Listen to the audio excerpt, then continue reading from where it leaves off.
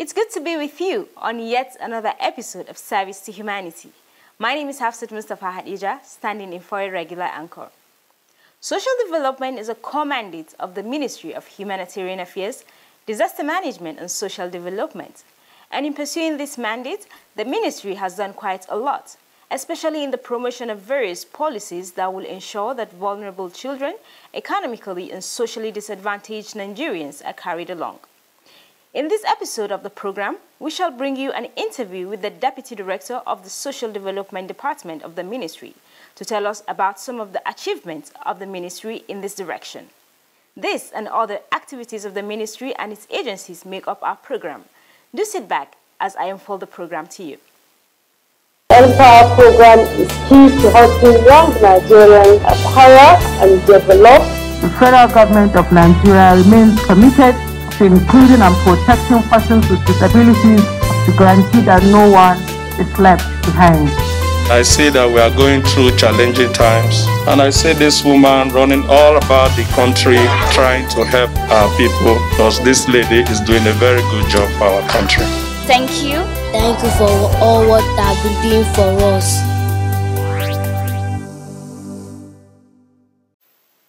In our first segment, we bring you news from the Ministry and its agencies.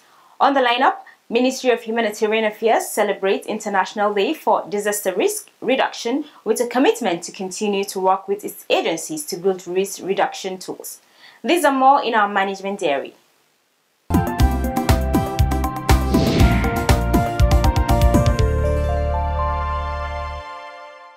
As Nigeria joins the rest of the world to mark the 2021 International Day for Disaster Risk Reduction, the Federal Ministry of Humanitarian Affairs, Disaster Management and Social Development has called for international support for the reduction of disaster risks and losses. This call was made in a statement by the Minister, Sadiya Umar Farouk, in a statement to commemorate the day. The Minister said it is working with NEMA and other relevant stakeholders to reduce vulnerabilities and attain disaster risk reduction targets. The Minister also said that since the establishment of the Risk Reduction Department in NEMA, the agency has created synergy and enjoyed cordial relationships with organizations like the UN in Nigeria, the African Union, ECOWAS, UNESCO, the Islamic Development Bank, and countries providing support through their respective missions. She therefore called for more support to build on the gains achieved and accelerate efforts to build back the most affected areas of the country. She outlined areas of support to include disaster risk reduction analysis, program planning, design and implementation, investment in early warning mechanisms, amongst others. The 13th of October every year is celebrated as the International Day for Disaster Risk Reduction to acknowledge the progress being made towards reducing risks and loss of lives during disasters. My name is Pilakwa John Sute. I'm a beneficiary of the Empower program. I'm from Benue State. This program, I found it so interesting, and I must commend the federal government for putting up this scheme, because the world general has gone digital, and we need to equip ourselves before time to capture the digitality. The advent of the program into Nigeria is actually on point. I must say that programming is one course I've ever had wish to study before now. Coming in here for this program, I have actually started it. I'm on the 4 program now. I have done HTML, I have done CSLs, I have done Bootstrap, and I am now into JavaScript. They are not easy programs, but by the time you get into studying them step by step, you get used to them, and you discover that, of course, when you hear about coding, it may sound as if it's a mathematical calculation stuff, but there are normal words you use on daily basis. The issue is there's just a way you need to, arrange those words to produce something that you view it in any of the browsers. So, of course, it's quite an interesting program. I appreciate perfectly that we need the basics, and we are actually given the basics. The Ministry of Humanitarian Affairs, Disaster Management and Social Development has a mandate, among other things, to manage the formulation and implementation of fair-focused social inclusion and protection programs for Nigerians. It is saddled with the responsibility of ensuring the well-being of Nigerians. The Social Department arm of the ministry oversees the implementation of this mandate. How well and how far? That is what we shall find out as we bring you excerpts from the interview we had with the Deputy Director of the department. Please stay tuned.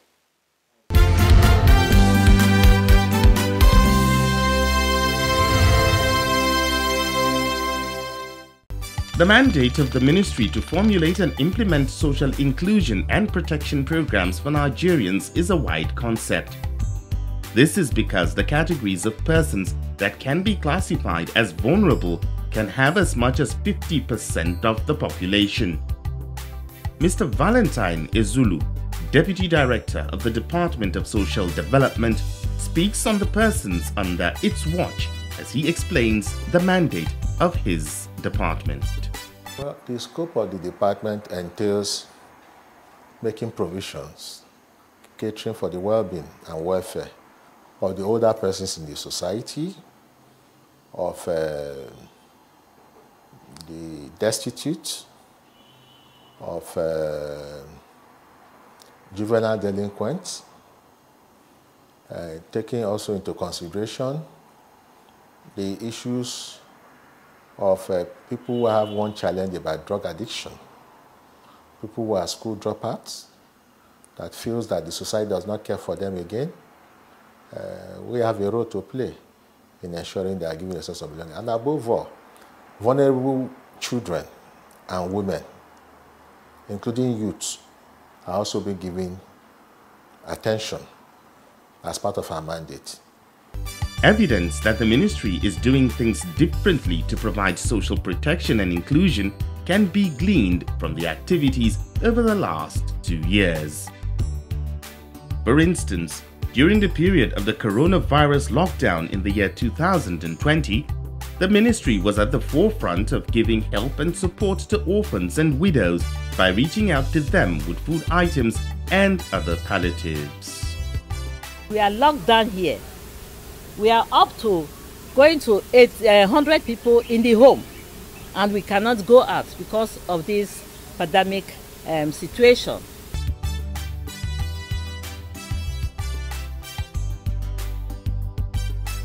The ministry also in early 2021 and late 2020 carried out a national awareness campaign on drugs through media orientation, where the minister solicited the help of the media in creating awareness on the dangers of drug abuse to the society.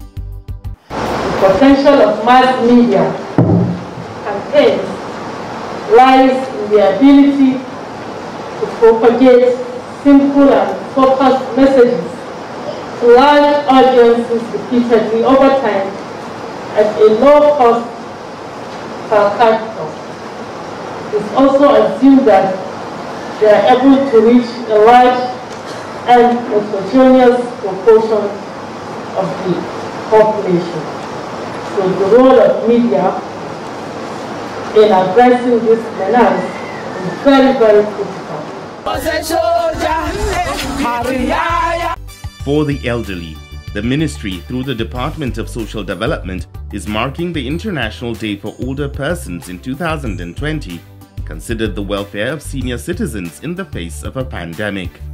Their needs in terms of food items and medical aid was provided as the ministry restated its commitment to the plight and rights of older persons in Nigeria. It will also interest you to note, ladies and gentlemen, that the National Policy on Aging has been finalized and is awaiting Federal Executive Council approval. You may also wish to note that the creation of the Federal Ministry of Humanitarian Affairs is another expression of this government in ensuring the protection of life and well-being of all persons of concern. I must assure that I will duly promote the cause of the older persons in the country and will strongly continue to represent it at the appropriate and relevant quarters. Particularly on older persons, or senior citizens as they are called, the ministry has done a lot on the national policy on aging. This has been a policy that has been lying there for quite a while. But to the glory of God, under this present able leadership of the minister, and we've been able to put together that policy, and it has been given approval by the Federal Executive Council. And it has gone beyond being given approval. Now we're talking of the implementation. The process are already on ground to ensure the effective implementation of that policy. And one of those processes is giving birth to that policy is the issue of the National Senior Citizen Centers Act that was recently signed into law by Mr. President.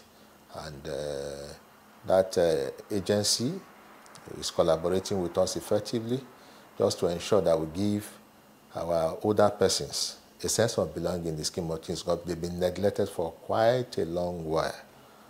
The 12-man governing board of the National Senior Citizens Center was inaugurated only recently. The board, to be chaired by retired Air Vice Marshal Mohammed Mohammed, has MM Omokaro as Director General. We are exceedingly delighted to be shouldered with the responsibility for ensuring the provision of welfare and recreation for our senior citizens. These are people that gave their all to this country, and in many instances, still working hard, day and night, to bequeath a prosperous country for us. The minister, during the occasion, tasked the board to carry out its duties diligently to ensure that the rights of older persons are protected. It is clear that there's a lot of work that needs to be done. It is in recognition of this that Mr. President approved the constitution of highly qualified and experienced Nigerians to help in forging an effective management of this very important institution as its board members, distinguished board members. I enjoin you all not to let the government down in carrying out your duties diligently. Government on its part will avail you an enabling environment to succeed in your assignment. The ministry has also organized the first ever Senior Citizens Dialogue to bring issues that affect older persons to the fore. There is no way we can identify the needs of senior citizens and cater for those needs as directed by the Act without forging an engagement mechanism. We have to dialogue. But as we dialogue, I want us to have in mind that this population category is very diverse. Very diverse. That is why we were deliberate in selecting the senior citizens from the different categories, broad categories, to give the good message to them. So when you're looking at them, you're looking at exactly the variety and the uniqueness of the needs that we have been asked to cater for. Mr. Valentine added that since the creation of the ministry, it has reached out to vulnerable Nigerians through palliatives and other government programs, which has helped brought issues of social development to the front corner. He also said the ministry is working with various agencies to carry out its activities. We have a very cordial and robust working relationship with agencies such as the National the Internally Displaced Persons Commission, National Refugees Commission, National Emergency Management Agency, NEMA, Office of the Senior Special Assistant to Mr. President on the SDGs. We also work, closely with the National Agency for the Trafficking of Persons in the country, as NATIP.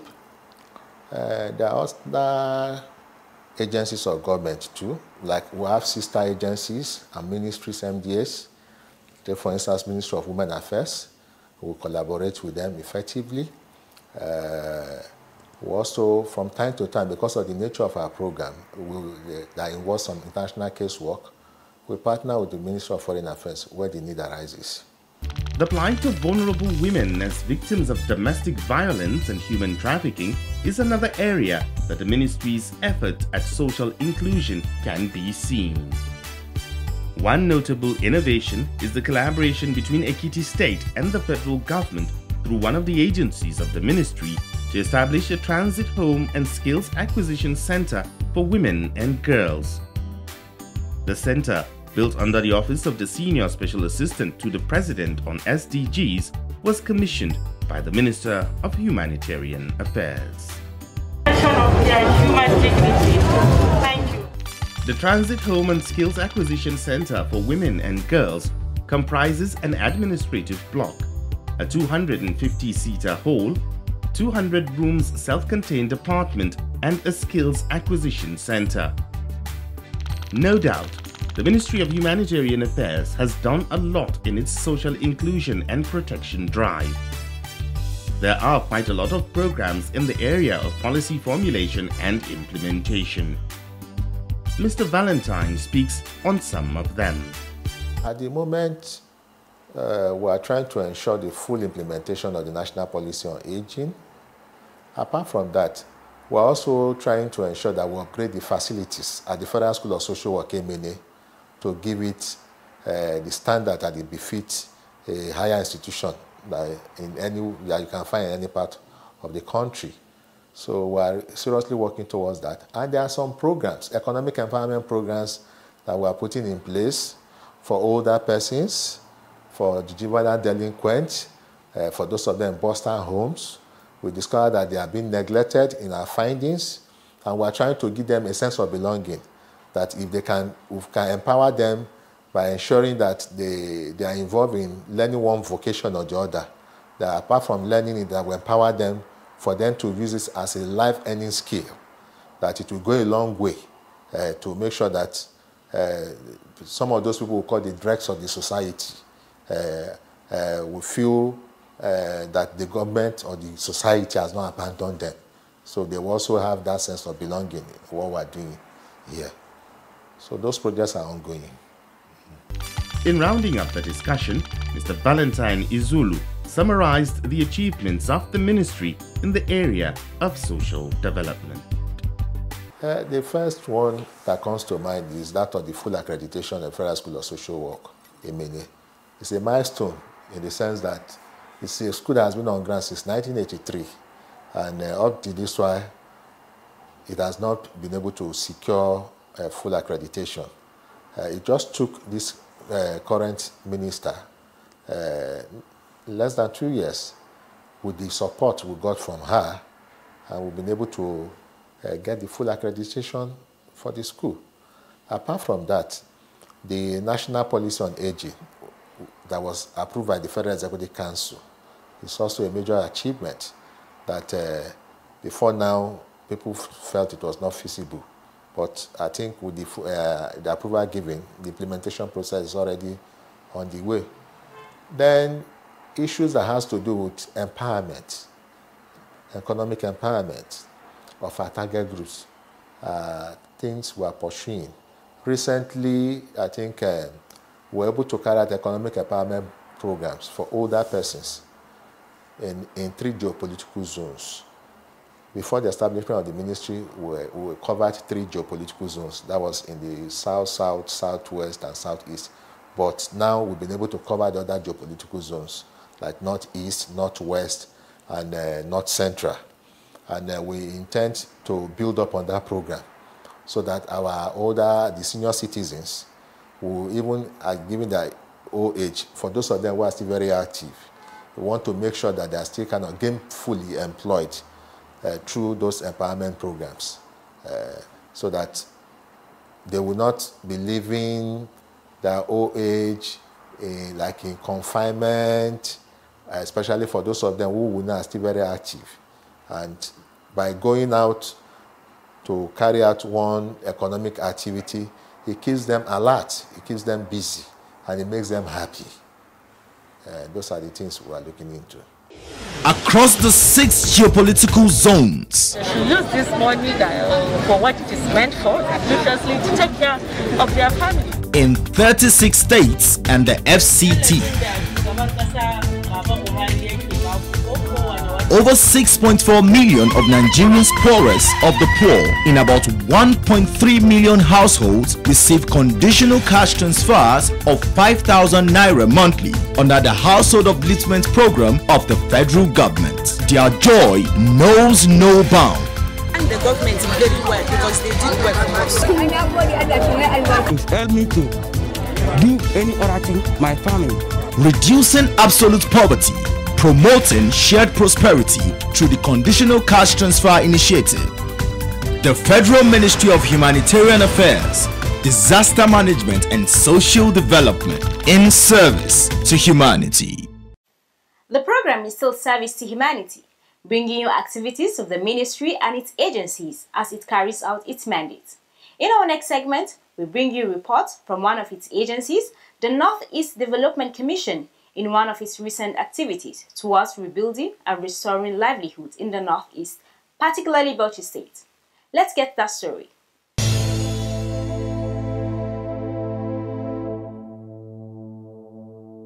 On the 15th of September, the NEDC commissioned the construction of 500 units mass housing estate in Bauchi, the state capital, and construction of new Soro cattle market in Soro, Ganjua local government area of the state, with the distribution of food and non-food materials in Bauchi state.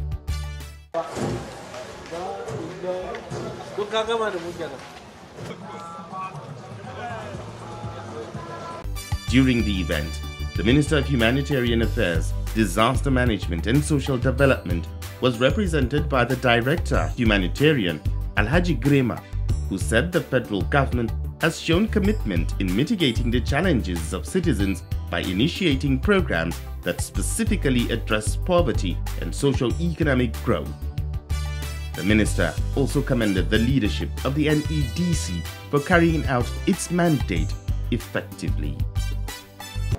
To mitigate food insecurity, malnutrition, and other challenges faced by persons of concern in the Northeastern states, the Federal Ministry of Humanitarian Affairs, Disaster Management and Social Development, through the Northeast Development Commission, is commencing the distribution of food and non-food items to 6 states of the region, which is part of the overarching goals of improving food and reduce hunger. I would like to use this opportunity, Your Excellency, to commend the continuous effort of the Managing Director and the entire Northeast Development Commission team for carrying out their mandate. I also thank the Governor of Bauchi State and the governors of Northeastern region for their support and commitment. While responding, the Governor of Bauchi State, Bala Mohammed, commended the NEDC for working tirelessly to justify its creation as an intervention agency. He also commended the NEDC for its complementary role and commitment in uplifting the livelihood of the people of the Northeast. Today's occasion is a further testimony of the commitment of the Northeast Development Commission to the upliftment of the living condition of the people of the Northeast region through the provision of infrastructural facilities and social amenities. Since its inception, the Commission has been working tirelessly to justify its creation as an intervention agency. All the 6 states in the Northeast Zone have been one way or the other benefited immensely from the various initiatives of the Commission. The Commission has indeed been playing complementary role to the governments of the 6 states in their various developmental drives. The following are the various interventions by the Northeast Development Commission in Bauchi State, for which we are very, very grateful. In education, the Commission has constructed 1 block of 6 classrooms in each 20 local government areas of the state since inception. The Commission has also distributed assorted educational materials for both primary and secondary schools across the state. In agriculture, the Commission has complemented the effort of the state government in both rainy season and dry season farming. There was an outpouring of goodwill messages from other dignitaries at the event.